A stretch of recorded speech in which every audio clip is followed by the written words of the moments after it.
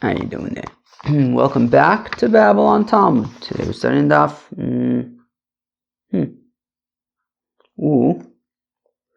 Daf Kuf Yud. Oh, okay. Alright. Daf Kuf Yud of Masechta BavaBasra, friends.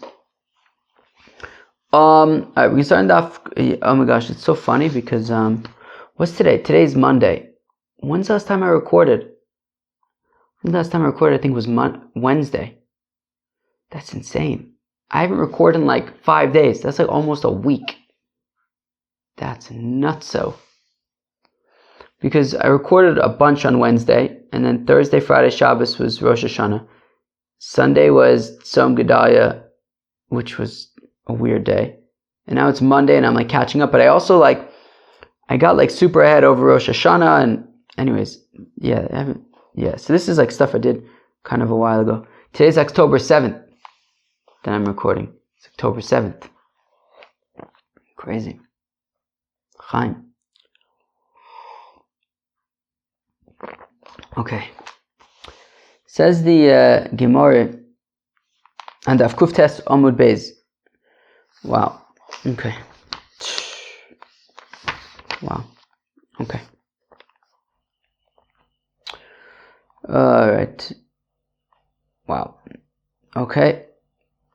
Well, hopefully things will normalize this year very soon, and all of our brothers and sisters will come home very, very, very, very quickly, and things will be better for Am Yisrael. Says the Gemara in Daf Kuf Tes Amud Beis, about 5-6 lines from the bottom or so. Amar Balazar says, Balazar Olam Yidabik Odom Bitovim. A person should Yidabik, I think Yidabik kind of generally has a connotation of marriage. A person should marry a good person. Should marry a good person. Sharei, or somebody that comes from good stark lineage. Sharei Moshe Shenosa Bas Yisroi Yotzim Menu Yehonasin, because Moshe married the daughter of Jethro, and sure enough, it seems that his grandson was this Yehonasin fellow who was a priest for the Getchkis. Aharon Shenosa Bas Aminodov, while Moses' brother Aaron, he married the daughter of Aminodov, Yotza Mimenu Pinchas. And Aharon's grandson was Pinchas ben Elazar ben Aharon.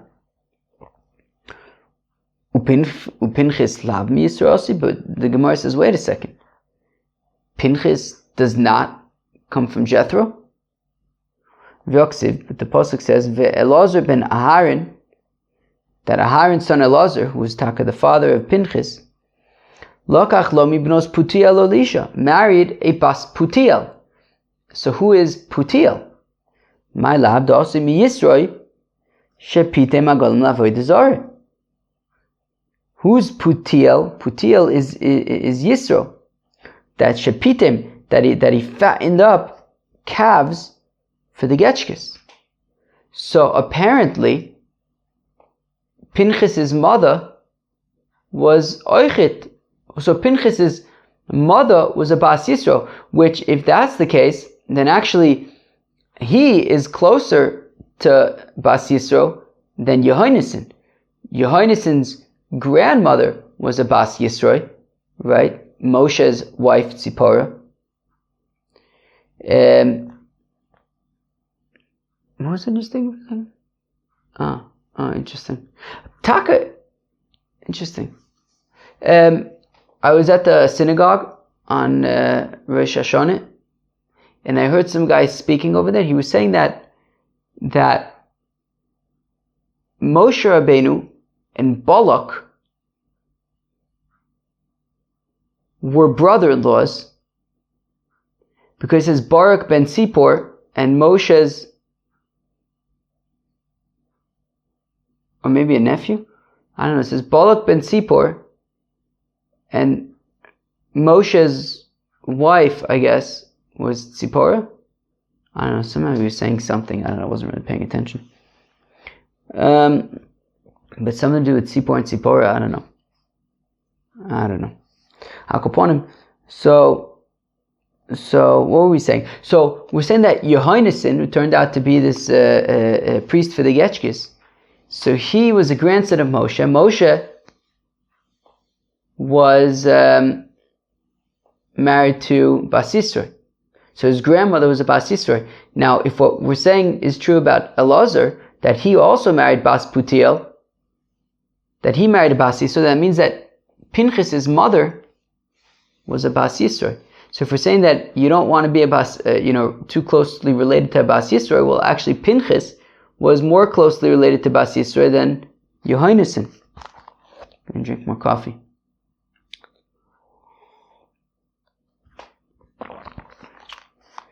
So what do? Loi, nit. The Asi mi Yosef shepitpet b'yitzur. No. Elazar married a daughter of the tribe of Joseph, that Joseph is Putiel because he challenged his Yetzer Hara.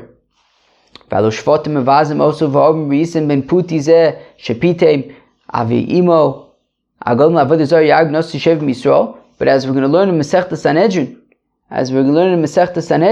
which is the next Masechta that we're going to learn, though of course we shouldn't fool ourselves, we still have about 2.5 months or so, about two months, a little more than 2 months left of Masechta BavaBasra, and then this comes up on Daf Pei Beis. Although, we started Masechta Sota also. So it's about another 2.5. So we got about another 4.5 months or so until we get to this Gemara. So it says that after Pinchas killed Zimri ben Salu, so the people were saying, who does this Pinchas think he is? After all, he comes from Yisroi, and he thinks that he can kill a Nasi, Zimri ben Salu. So it sounds like Pinchas did come from Yisro. So again, the tribes were disparaging Pinchas.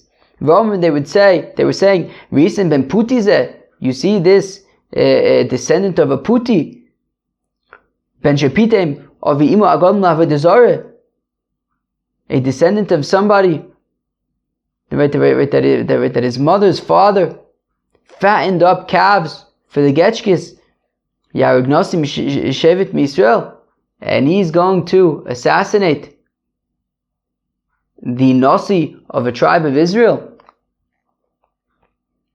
So what do we do? So, did he come from Yisro? Did he come from Yosef? So, Elo Yavua de Ime mi Yosef. Okay, rather, if his Yavua de Ime mi Yosef. So, if Pinchas's, or maybe, I don't know, maybe,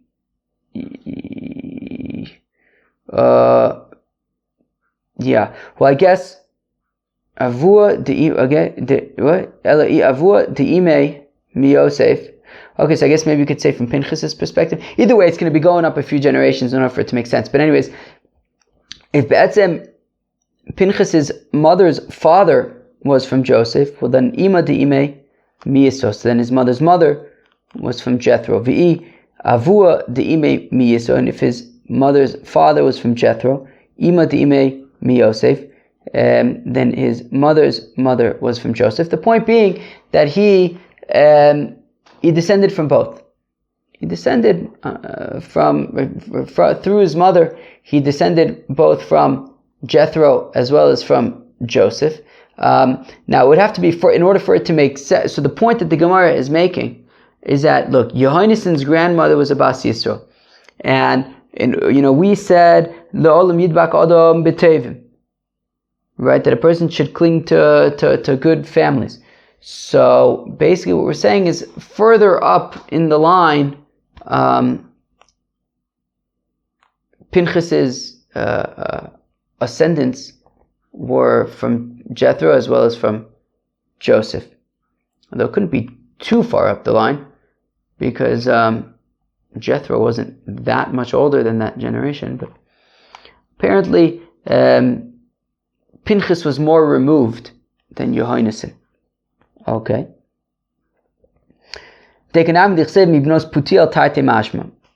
And this makes sense to say that that Pinchas descended from both Yisro as well as Yosef, because it says, so it's two ways, Benos, that Benos is plural, so from both Jethro and Joseph, or Putiel, I think also, because it has a vav or something, means it's, because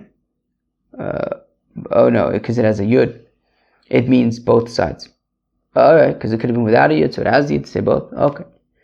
Alright, fine. So Pinchas comes from both Yisro as well as Yosef, and also from Aminodov. Let's go weiter. Amar Ravit, says Ravit, Hanose isho tzorich sheyivdok be'acheho,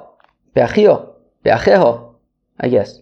Somebody who marries a girl, he needs to check her brothers to make sure that they are good people. That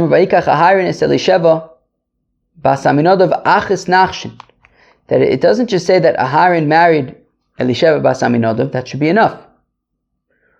But the Pasuk also points out who her brother was, Nachshon. From the fact that it says, the Pasuk already says who Aharon married, Elisheva bas Aminodov. Okay, if I want to do my research, so I'll see, Aminodov, Nachshon. Related to Nachshon ben Aminodov? Yeah, it's his brother, it's her brother, yeah. Oh, I know Nachshon. So just saying Elisheva bas Aminodov should be enough. Why do you have to point out Nachshon? Kilu, we're all Jews over here. We all know how to play Jewish geography. You don't have to tell us Achas Nachshon. It will come out.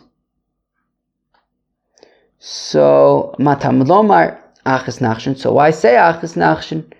Mikan she'anose isha tzarich shivdok be'acher, because it's teaching us epis. It's teaching us that when a fellow marries a fellow, he should check out her brothers. Tana Rabbanim dom l'achyaim, and most sons are like the mother's brothers. Right? It's like baldness. Baldness, I think, goes from the mother's father, and I guess more general traits comes from the mother's brothers. Good to know. Good to know. I'm going to drink more coffee now. I am now slightly more awake than I was a few seconds ago. Okay. Vayasuru, what time is it? 5:30. Vayasuru, So basically this is talking about this guy Micha. I was inspired when I learned this Gemara. I was inspired to look up the story in Sefer Shoftim. So there was this guy Micha, and he made this like getchka, and then the people from Dan, they came and they took the getchka and they took Yohainason Oichit.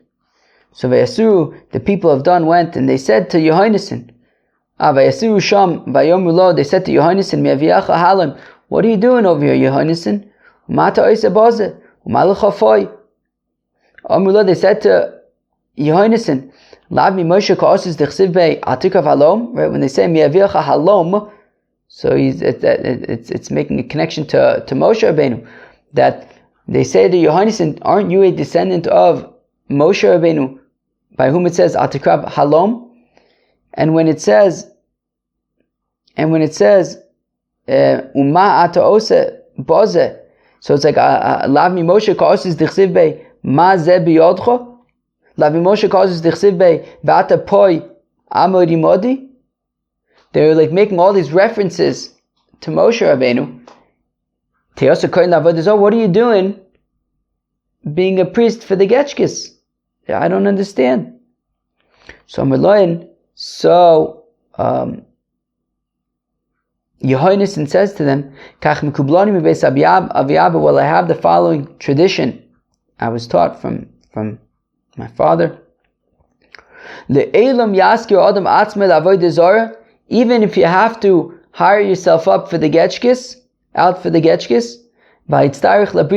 do not be dependent on other people. Better, rather than to be dependent on other people on tzedakah, rather get a job, even if it is being an attendant for the getchkis. Now, the thing is that's not true.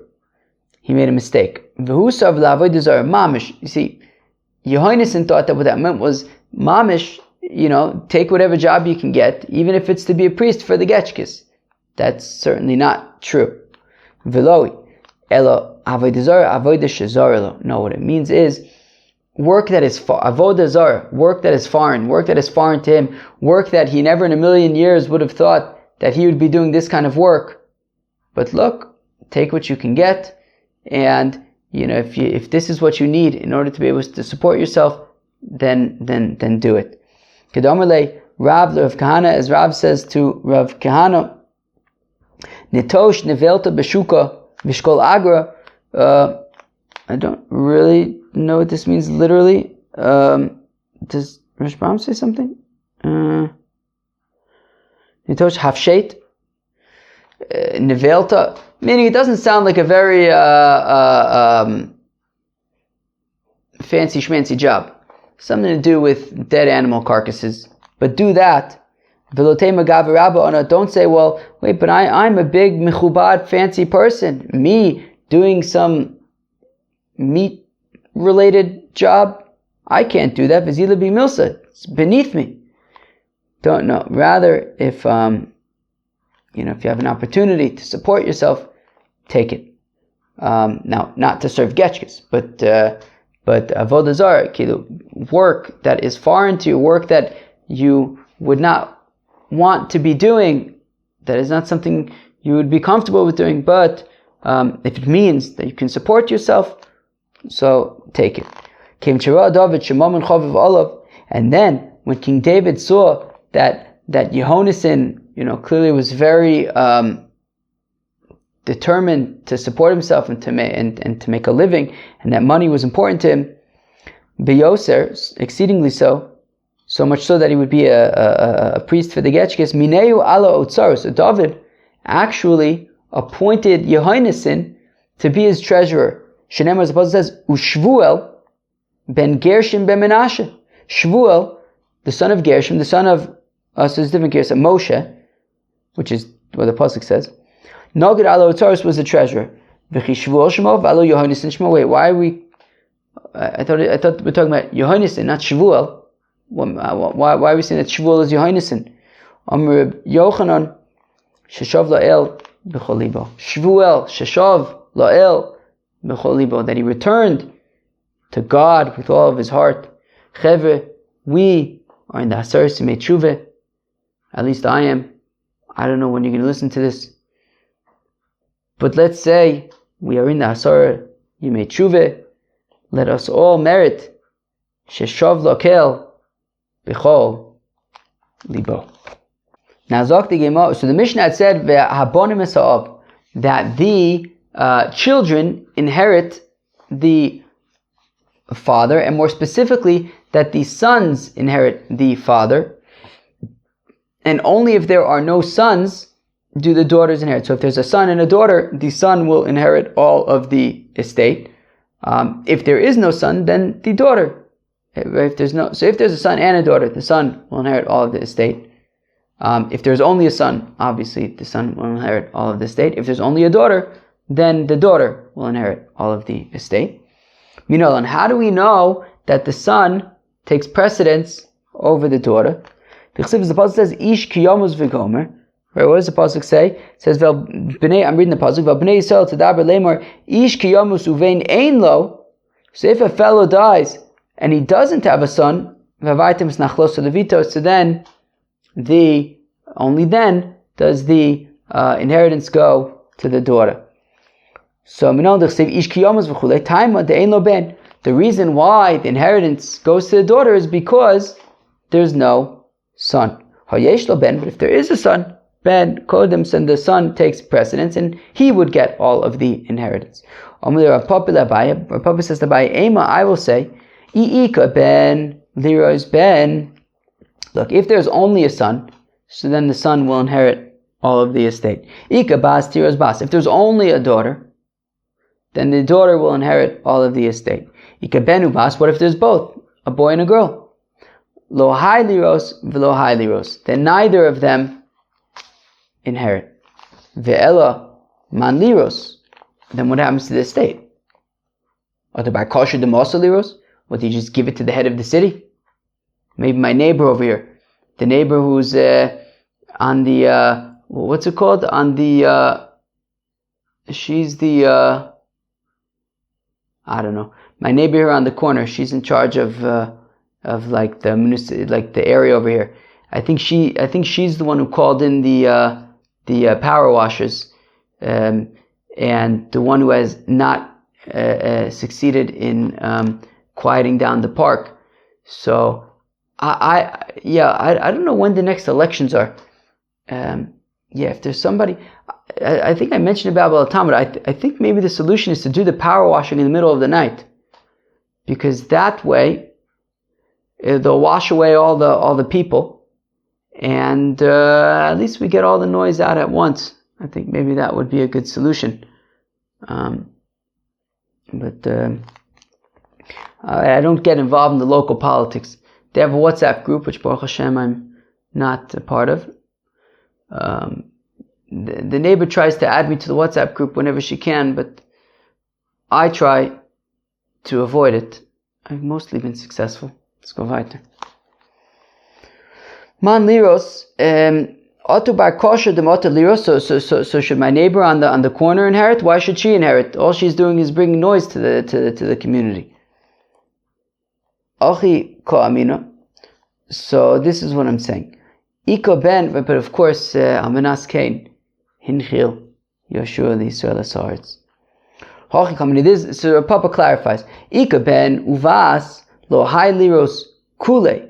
Lo hai liros kule. No, what it means is that, look, if there's only a son, so the son inherits the estate. If there's only a daughter, the daughter inherits the estate. If there's both, so then neither one will inherit all of the estate. They'll split it. So Rav Papa suggests that maybe they split it, right? So we had said that if there's a boy and a girl, the boy gets all of it. Rav Papa is suggesting maybe if there's a boy and a girl, they split it. Abaye responds,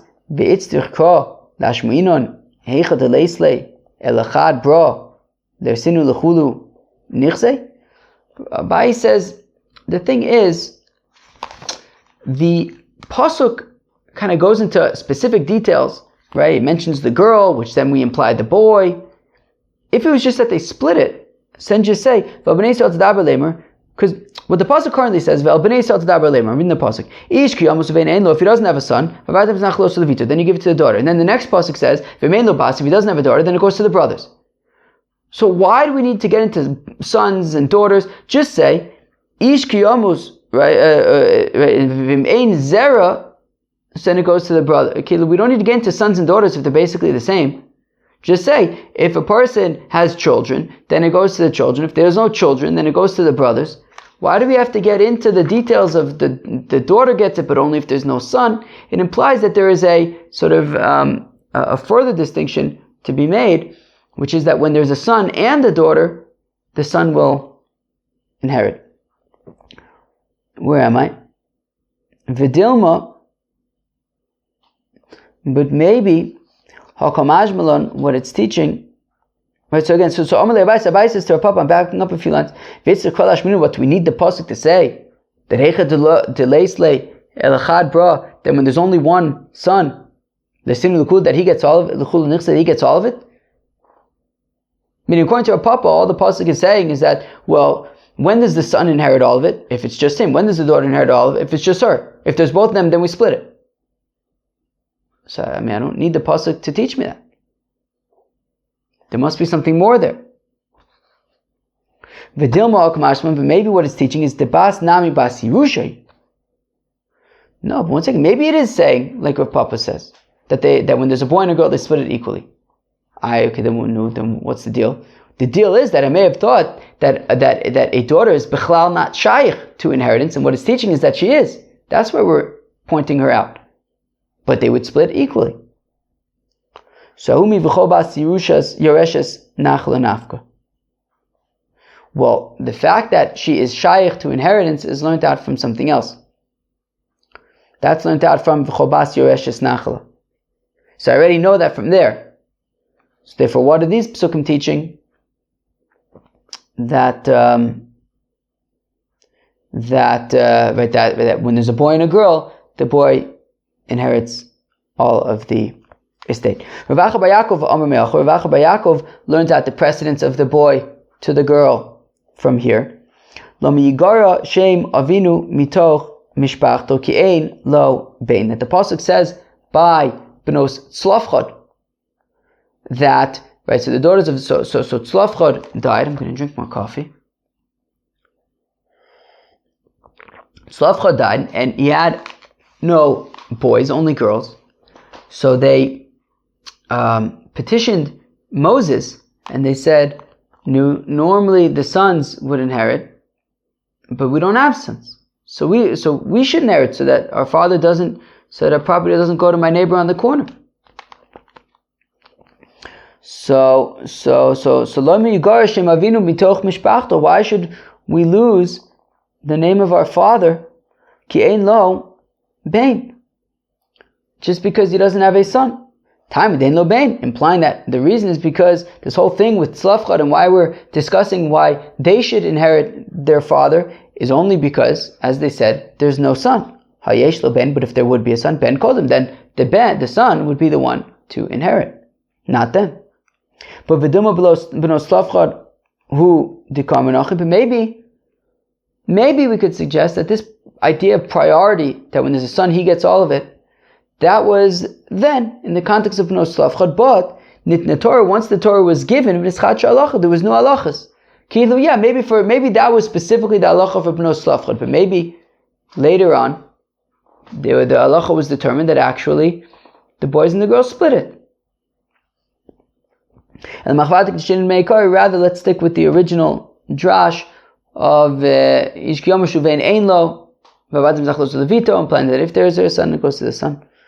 Ravina says, Karov Elov, that it says, Karov Elov, Hakarov Kodem, that whoever's closer gets precedence, and boys are closer to the father than the girls. Umay Kurva, to Ben Mibas. Why? Why should a son be considered closer to the father than the daughter? Well, as we learned the other day, that if a father has a shifcha in Amma Ha'ivriya, so he could do yi'ud to essentially marry her with the money that he paid for her, or his son can do yi'ud. Now only the son can do yi'ud, the daughter can't do yi'ud. Also, the son could redeem from hektesh, an ancestral property, not the daughter. So yada bas lav bas yada. So one second. That's not a proof to say that the son is considered closer to the father than the daughter because the son can do yud and the daughter can't.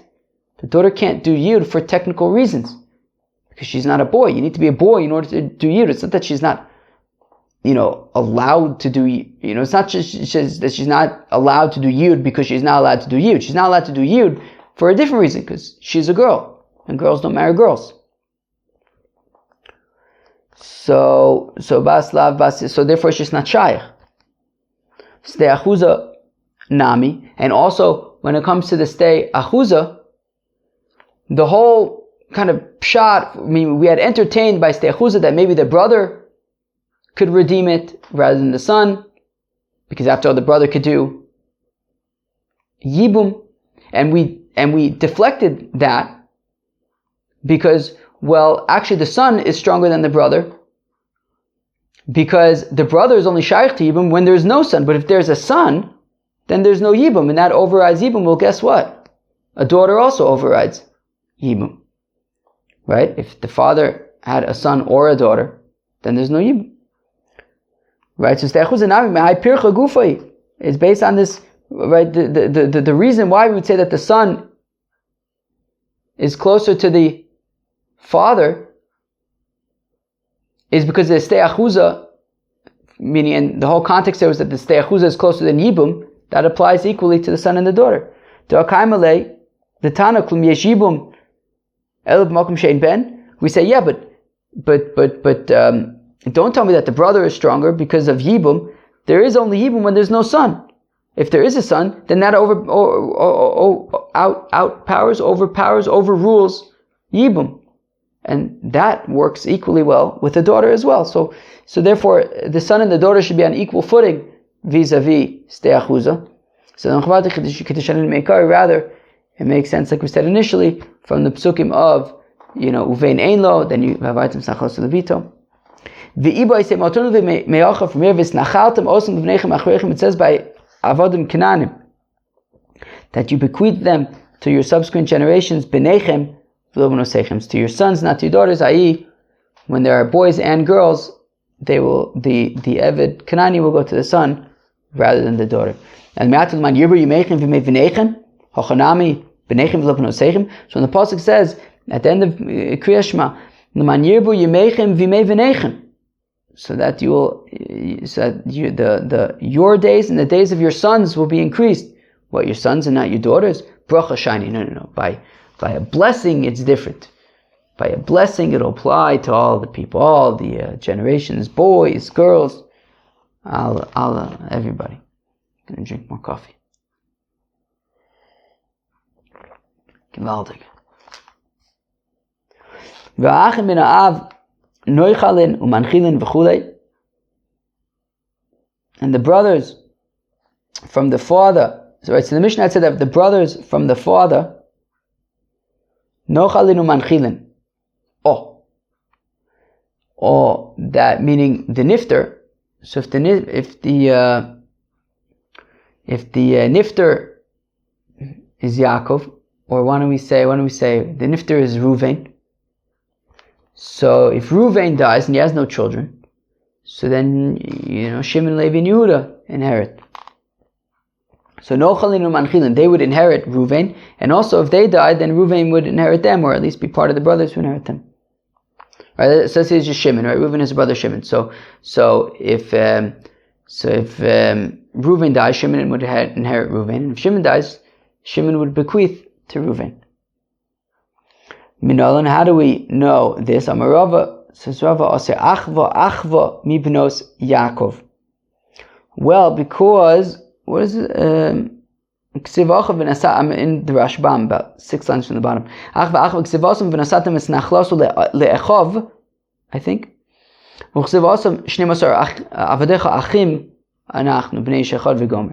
it says achim both by inheritance as well as by when the brothers, Joseph's brothers, went to Egypt to buy food. So Rabba Avkan min